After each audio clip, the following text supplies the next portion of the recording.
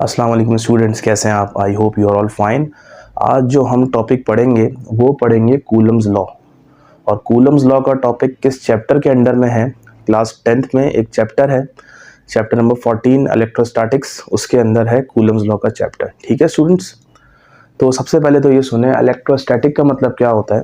Electro basically electrons को बोलते हैं, चार्जेस को बोलते हैं। स्टैटिक्स का मतलब क्या होता है? स्टैटिक्स का मतलब रेस्ट। तो इसका मतलब फिजिक्स की वो ब्रांच जिसमें हम चार्जेस के बारे में पढ़ें जबकि वो किस हालत में हो, रेस्ट में हो, इस ब्रांच को हम कहते हैं इलेक्ट्रोस्टैटिक्स। ठीक है, आपको पता होगा चार्जेस दो तरह के होते हैं, पॉजिटिव, बल्कि यहाँ देख लें पॉजिटिव चार्ज, नेगेटिव चार्ज आपस में एक दूसरे को क्या करते हैं स्टूडेंट्स? अट्रैक्ट करते हैं। ठीक है, ये दोनों अट्रैक्ट कर रहे हैं।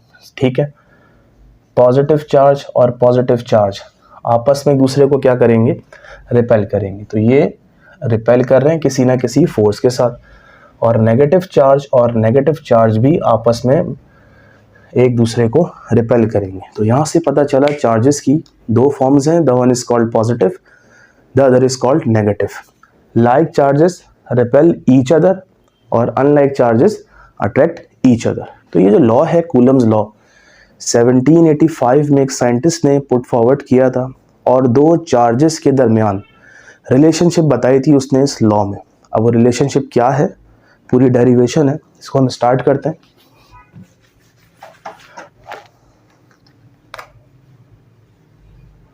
मैं आपके सामने दो पॉइंट चार्जेस लेता हूं। पॉइंट चार्जेस क्या होते हैं स्टूडेंट्स?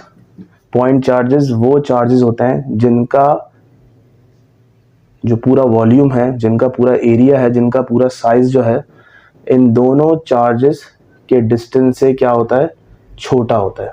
पॉइंट चार्जेस क्या होते हैं? वो चार्जेस जिनका साइज इन दोनों के डिस्टेंस से क्या हो? छोटा हो, ऐसे को पॉइंट चार्जेस कहते हैं। तो स्टूडेंट सबसे पहला काम क्या करना है, हमें दो पॉजिटिव चार्ज लेना है, या दो नेगेटिव ले लें, या फिर पॉजिटिव और नेगेटिव ले लें। अब आप बताएं, ये चार्ज इस पे क्या लगाएगा? फोर्स लगाएगा।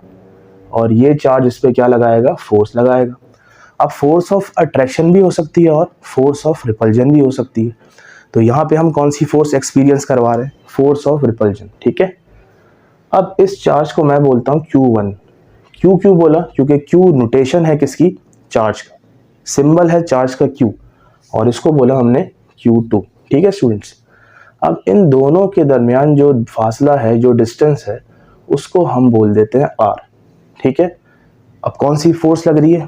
फोर्स ऑफ रिपल्जन लग रही है। याद रखिएगा, दो चार्जेस के दरमियान एक का मैग्नीट्यूड है Q1, एक का मैग्नीट्यूड या वैल्यू है Q2। अब स्टेटमेंट पढ़ते हैं इसकी। स्टेटमेंट क्या है? The magnitude of electrostatic force of attraction और रिपल्जन। क्या कह रहे हैं? ये जो फोर्स लग रही है इन दोनों चार्जेस के दरमियान, इसकी जो वैल्यू है, इसका जो मैग्नीट्यूड है, चाहे वो अट्रैक्टिव मैग्नीट्यूड हो या फिर रिपल्सिव फोर्स का, तो वो क्या है? वो डायरेक्टली प्रोपोर्शनल है स्टूडेंट्स। दोबारा सुने, the magnitude of electrostatic force of attraction और repulsion between the 2 point charges is directly proportional to the product of the magnitude of charge। क्या मतलब? ये जो फोर्स इन दोनों के दरमियान लग रही है, किसके दरमियान? Q1 और Q2 के दरमियान, ये डायरेक्टली प्रोपोर्शनल है स्टूडेंट्स। किसके डायरेक्टली प्रोपोर्शनल है? Q1 और Q2 के प्रोडक्ट के। दोबारा सुन लें, force is directly proportional to the magnitude of Q1 and Q2, और दोनों का प्रोडक्ट। सही है, इसको हमने नाम दे दिया रिलेशन नंबर 1। और ये रिलेशन किसके दरमियान है? ये रिलेशन है फोर्स और चार्जेस के दरमियान। तो इसके दो पार्ट हैं। पहला पार्ट क्या है? The magnitude of electrostatic force of attraction और repulsion between the 2 point charges is directly proportional to the product of magnitude of charge. पहली रिलेशन तो ये हो गई। आगे क्या कह रहे हैं? आगे कह रहे हैं एंड इनवर्सली प्रोपोर्शनल। इनवर्सली का आपको पता है स्टूडेंट्स क्या होता है? कोई भी चीज़ होती है वो किस में आ जाती है? अपॉन में आ जाती है। अब सवाल ये पैदा होता है यहाँ पे कौन सी चीज़ अपॉन में आएगी? Inversely proportional to the square of the distance between them. Square of the distance मतलब डिस्टेंस का स्क्वायर। डिस्टेंस यहाँ क्या है? डिस्टेंस है R, इसका हम स्क्वायर ले लेंगे। तो इसका मतलब स्टूडेंट्स, इस लॉ में दो रिलेशन बनी। पहली रिलेशन किसकी थी? पहली रिलेशन थी फोर्स और चार्जेस के दरमियान और दूसरी रिलेशन थी फोर्स और डिस्टेंस के दरमियान। यहाँ से एक एमसीक्यू वगैरह पता चल रहे हैं हमें, वो क्या है, जितना ज़्यादा चार्जेस का मैग्नीट्यूड होगा उतनी ज़्यादा फोर्स होगी, क्योंकि ये दोनों कौन से प्रोपोर्शनल है, डायरेक्टली प्रोपोर्शनल है। और यहाँ से क्या बात पता चली कि रेडियस बढ़ेगा तो फोर्स कम होगी। तो फर्ज करें मैं रेडियस को 2 रखता हूँ, ठीक है, ये मैं आपको एमसीक्यूज बता रहा हूँ। रेडियस की वैल्यू हो गई 2, ठीक है, और 2 का हमें क्या लेना पड़ेगा, स्क्वायर। 2 का स्क्वायर क्या होगा, 4, ठीक है। तो पता चला रेडियस की वैल्यू अगर हम 2 लेंगे, याद रखिएगा, तो फोर्स कितने गुना कम होगी, फोर्स कम होगी 1/4 टाइम्स। आप बोलेंगे 1 क्यों लगाया, 1 इसलिए लगाया है क्योंकि दोनों कौन से प्रोपोर्शनल है, इन्वर्सली प्रोपोर्शनल है। तो पता चला रेडियस को अगर डबल करोगे तो फोर्स कम होगी, कितनी कम होगी, 1/4। अच्छा, रेडियस को अगर हम यहाँ 3 रख के देखें तो 3 का स्क्वायर क्या होगा, 9। तो हमें क्या पता चलेगा कि फोर्स कितनी कम हुई है, फोर्स 1/9 टाइम्स कम हुई है, ठीक है। तो ये 2 रिलेशंस थी। अब इन दोनों रिलेशंस को स्टूडेंट्स हम कंबाइन कराते हैं। तो हम यहाँ लिखेंगे combining both relations we get, ठीक है। दोनों रिलेशन को कंबाइन करने के बाद हमें क्या मिला, 2 दफ़ा एफ लिखा हुआ है तो हमने इसको 1 दफ़ा लिख दिया, ठीक है। प्रोपोर्शनलिटी का साइन 2 दफ़ा लगा हुआ है, हमने इसको 1 दफ़ा लिख दिया। Q1 Q2 पहली रिलेशन से आ गए और आर स्क्वायर सेकेंड रिलेशन से आ गया हमारे पास। अब ये देखें प्रोपोर्शनलिटी का साइन लगा हुआ है अभी, ठीक है। अब इसको रिमूव करना है। जब ये रिमूव होता है आपको पता है एक इज इक्वल्स टू आता है और एक कांस्टेंट आता है, और यहाँ कांस्टेंट क्या आएगा वो मैं आपको बता देता हूँ। यहाँ पे कांस्टेंट आएगा k, ठीक है। ये बेसिक फॉर्मूला है किसका, कूलम्स लॉ का।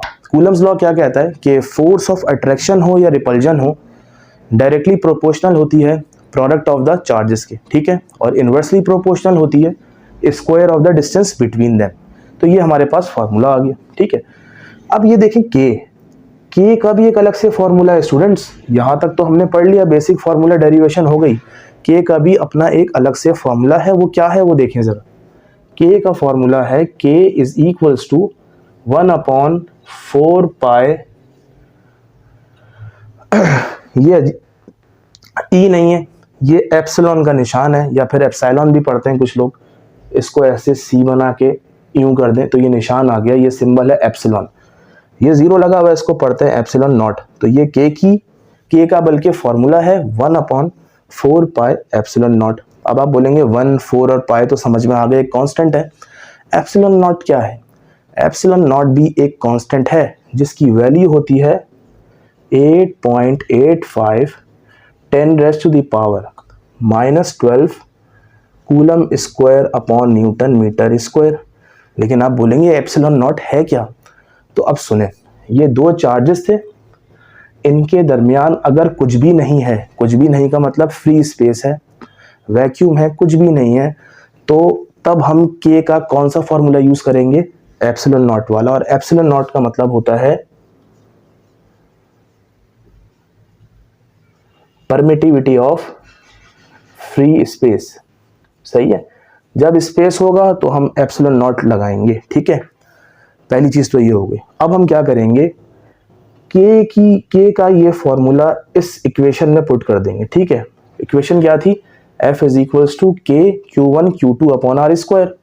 तो के की जगह आ जाएगा 1/4 pi epsilon naught multiply by Q1 Q2 upon r square, ठीक है स्टूडेंट। ये हमारी एक और इक्वेशन बन गई। ये तो थी बेसिक इक्वेशन, और ये कब यूज होगी, जब दोनों चार्जेस के दरमियान क्या गिवन होगा, स्पेस, कुछ भी नहीं होगा, फ्री स्पेस होगा, ठीक है। अब ये जो के का फॉर्मूला हमने जो बनाया है ना 1/4 पाई एप्सिलॉन नॉट, 1 को अगर डिवाइड करें 4 से, पाई से और एप्सिलॉन नॉट के मल्टीप्लिकेशन से, तो हमारे पास एक वैल्यू आती है स्टूडेंट्स। जिस तरह एक फॉर्मूला पढ़ा था आपने क्लास 9th में, न्यूटन्स लॉ ऑफ ग्रेविटेशन। वो क्या था न्यूटन्स लॉ ऑफ ग्रेविटेशन, इसको मैं मिटा देता हूँ, अब स्क्रीनशॉट लेना चाहे तो ले लें।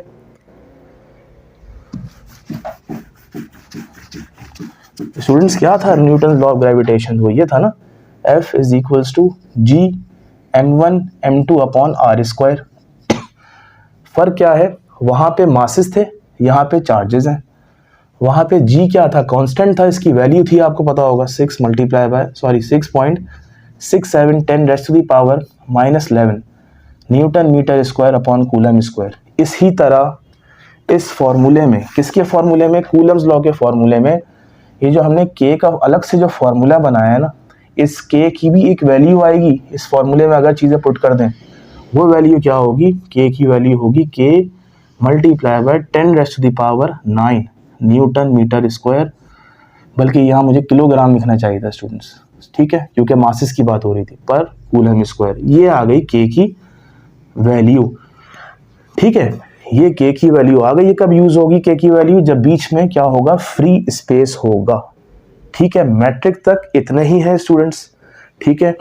और इंटर तक क्या है कि अगर इन दोनों चार्जेस के दरमियान अगर कोई मीडियम रख दें, कोई इंसुलेटर रख दें, तो उस इंसुलेटर को क्या कहते हैं, पहले तो ये समझें, उस इंसुलेटर को कहते हैं डाइइलेक्ट्रिक, ठीक है। दो चार्जेस के दरमियान अगर हम इंसुलेटर रखेंगे तो उसको, जिसको कहते हैं हम डाइइलेक्ट्रिक, तो फोर्स ऑफ अट्रैक्शन और फोर्स ऑफ रिपल्जन क्या होगी, डिक्रीज हो जाएगी। ये एमसीक्यूज भी है। If dielectric is present between two charges, the force of attraction और repulsion between the two charges decreases, ठीक है। अब हम ये रख रहे हैं, अब इसकी नोटेशन क्या है डाइइलेक्ट्रिक की, जैसे फ्री स्पेस की तो हमने लिख दी थी एप्सिलॉन नॉट, इसकी जो है वो है एप्सिलॉन आर। एप्सिलॉन आर क्या होता है, यहाँ देखिएगा, परमिटिविटी ऑफ रिलेटिव मीडियम। क्या मतलब, कोई भी अगर मीडियम आप रख दें, कोई भी इंसुलेटर रख दें दो चार्जेस के दरमियान, तो तब यूज होता है ई आर। ये ई नहीं है, मैं पढ़ रहा हूँ ई, लेकिन इसको पढ़ते हैं एप्सिलॉन आर। अब फॉर्मूला क्या बनेगा स्टूडेंट्स, बेसिक फॉर्मूला क्या था, के Q1 Q2 upon r square. फिर हमने देखा दो चार्जेस के दरमियान अगर एयर है तो क्या यूज होगा, एप्सिलॉन नॉट वाला फॉर्मूला। अब साथ साथ हमने बीच में एक मीडियम भी रख दिया जिसको हमने कहा है डाइइलेक्ट्रिक। अब फॉर्मूला क्या बनेगा final, F is equals to 1/4 pi epsilon naught epsilon r, ठीक है, दोनों आ गए। अब multiply by Q1 Q2 upon r square.